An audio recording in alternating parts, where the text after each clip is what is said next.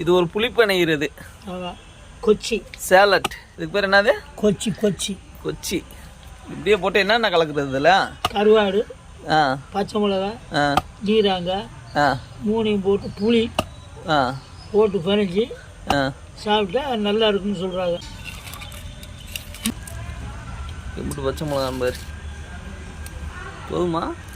போட்டால் தானே உரப்பாக இருக்கும்.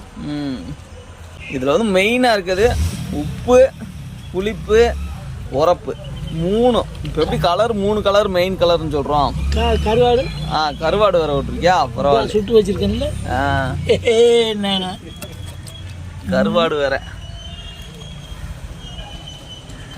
இந்த டிஷ் எப்படி பண்ணுறதுன்னா, சுட்ட கருவாடு, அடுத்து பார்த்தோம்னா உப்பு, புளி, மிளகா, ஈராங்காய் இதெல்லாம் மொத்தமாக வச்சு கடைஞ்சி அப்படியே செய்யுது.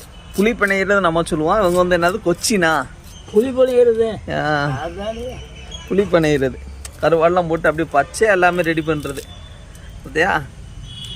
கருவாடு, பச்சை மிளகா, ஈராங்காய், உப்பு எல்லாம் போட்டு பிணைஞ்சு அப்படியே ஃப்ரெஷ்ஷாக சாப்பிட்றது. இதெல்லாம் யார் கொடுக்குறது?